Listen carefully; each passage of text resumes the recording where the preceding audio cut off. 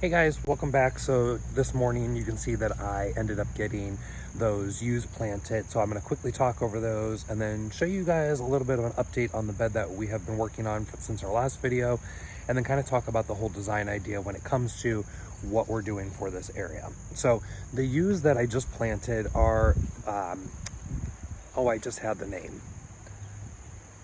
I don't know. Brown's yews, they get about 6 to 8 feet tall and they'll get about 10 feet wide. And you see that I planted 5 there.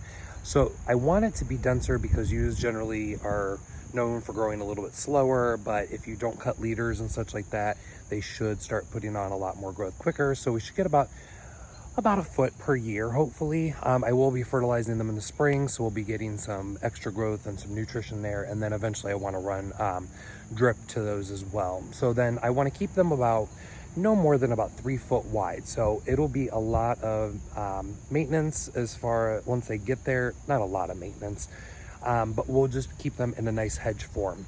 The other ones that I planted in the second part were Hicks yews. Those ones get about 4 foot wide and 12 foot tall. So we'll be capping them off at about this 6 to 8 foot, depending on how big the other ones get, and keeping them very narrow as well, maybe about 2 to 3 foot, which means that I will have to move a couple of the plants around in this bed, especially the one hydrangea.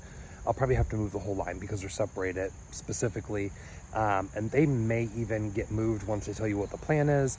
And then I just have like a grass to move. That's really about it. So I'm going to flip the camera around and kind of show you the idea of what we're going to be doing over in this area so that maybe it can make sense to you. And I will try to find a reference picture that I found that created this design.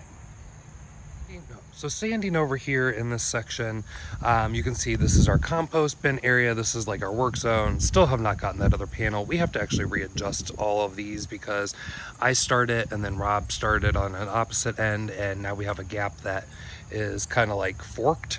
So that whole panel, before we get it painted, we'll get it fixed, I swear. And then these doors, we know they're for the greenhouse. I feel like I have to explain the mess, but this is the work zone. So as you can see right here is where we put in the yews. These are the Brown's yews. So they're going to essentially create this wall up to the top, at least to the fence, hopefully. This is soft serve blue and gold, I believe is the name. Cypress. It's in the wrong spot now. Since the plan has changed, this isn't an odd spot, but I'm going to get it moved possibly in the spring because I don't know where to put it now. We'll get to talking about this. So from here, we'll sink fence post, the correct length and whatnot. And I want to do a horizontal running fence band there. So that'll be a nice backdrop. So you'll have that edge of green fence, edge of green, and then right here at the end where it connects right back over to the shed, these will be a panel and then a gate here. So this will essentially hide all of this mess and it'll look clean, and yet we can still have our hee-haw of a mess over here. So another thing that I haven't shown yet is the fact that I picked up another rescue plant. I actually ended up getting 4. Unfortunately, 3 of them, the bark got stripped at the lower section, so they're pretty much going to die. So what we did is we placed them over here in the woods area, and we'll leave them there. They are not dead yet, but it'll be some nice coverage for birds and such during the winter time, and they're safe over there from at least our animals because they don't generally go over there, even through the front. So they'll be able to nest through there and hide for the winter. So no harm, no foul, right? But I will show you this one and kind of what the plan is. So let's stare at our hee-haw mess a little bit more. But here at the corner of the shed, which we're going to hopefully re-facade next year, this is the transplant yew that I got from somebody. It's quite large.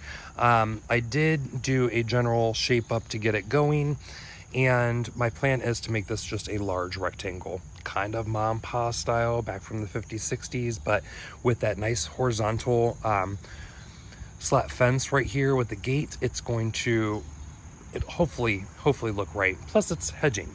It's also starting to rain right now. But let's stop over here. As you can see, we've been working on our grass. We actually just spread seed today to get it going, which I should not be walking on. And now the rain is going to come down a little bit further. But we have since added in a few more things. I talked about the Cheyenne Sky panicum grass, which I did add. There's a group of 4 here, and then I did a group of 3 and then 1 random sitting over there. I did add a couple more of the Russian sage in here, so they're scattered in. I added a couple more of the frenzy asters. You can see I dotted 1 in there. There's another 1 right here.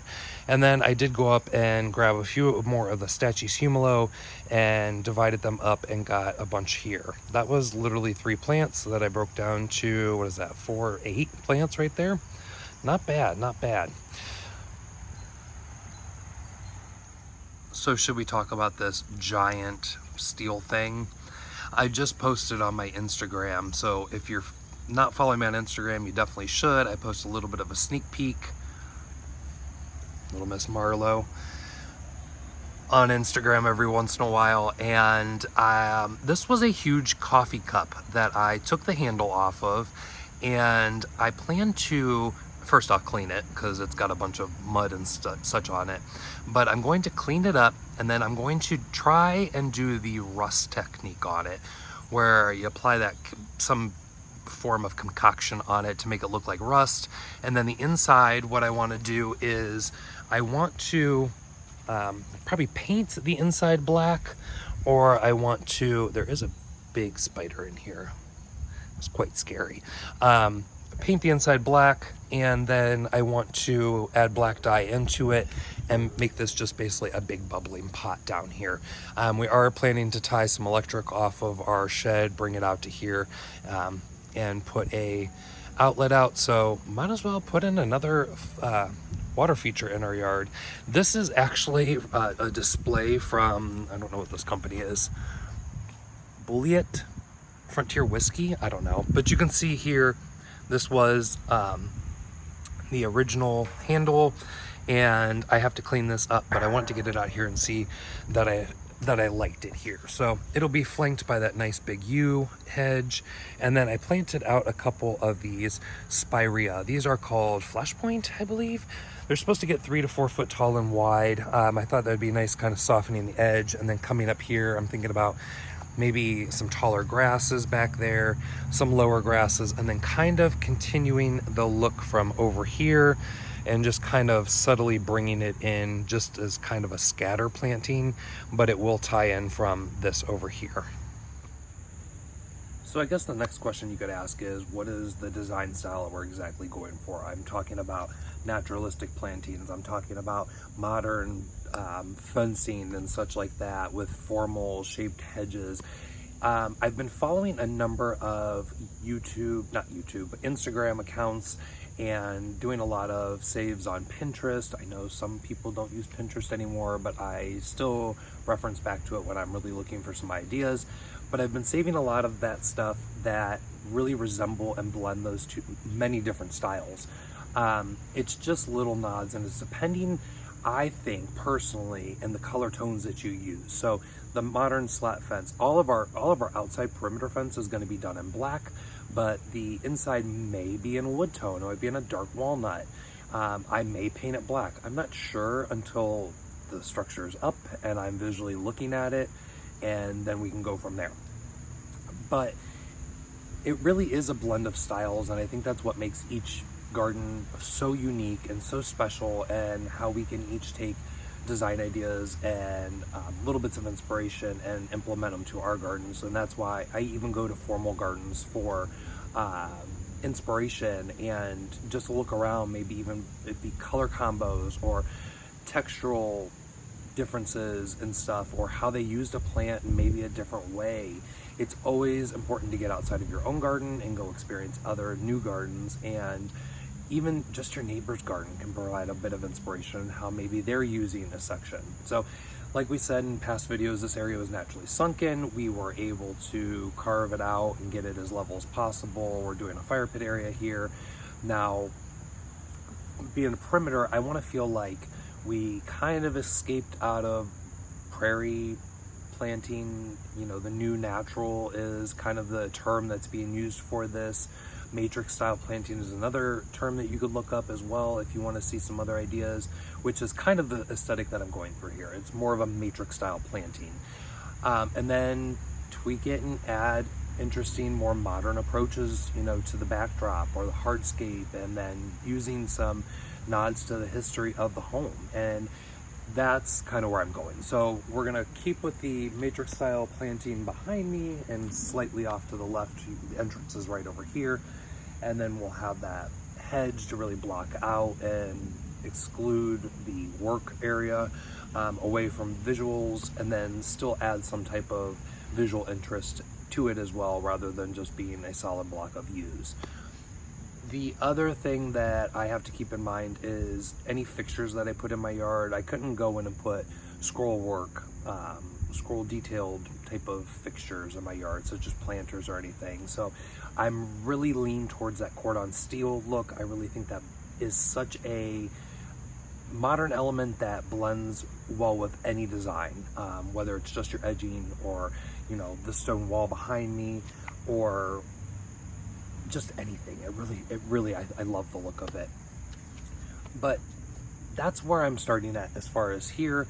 As you can see, the big flower bed is up there. That's where we had the big tulip display. If you watch that video, that area may get some tweaking as far as lines, because I'm noticing with the abundance of plants that I do, and if I'm looking at even old school gardens over, not old school, I mean they're beautiful, but they're older gardens over in like Europe and such, you'll notice that their lines are very straight, very clean, and it somehow gives a sense of a contained design.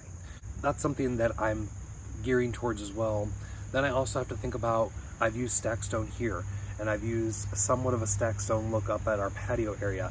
Maintaining that and bringing that throughout the design, you know, whether it be the choice of gravel that we go from here, like we did up at our patio area, I'm probably gonna have to go with that down here to keep it simple. Any pathways that I do, brickwork, which we did at our front area, that may get changed. I'm gonna try a dye technique there first, and see what happens. I don't know. But I've also been looking at these random pieces of reclaimed barnstone, or as it might be even bluestone that's sunk into the gardens. I really am enjoying the look of those as well. So those are some elements that I have to keep in mind when bringing the design together. You really don't want to do more than 3 different things as far as surfaces and materials. So keep that in mind when you're designing as well. I hope this video covered enough of what's going on. It was kind of an update, kind of where we're going from here. And that's pretty much it. I've been focusing a lot of time on this area because we're just excited about it, and this is the project we decided to work on. But coming next year, we have a long list of projects to be done, so hopefully we'll be able to take you along the way for all of those as well. I'm sorry the last 3 videos have been nothing but this. I hope you're not bored of it yet, and I hope you're willing to take a minute and subscribe to the channel here and see what else we do. But until the next time, we'll see you later.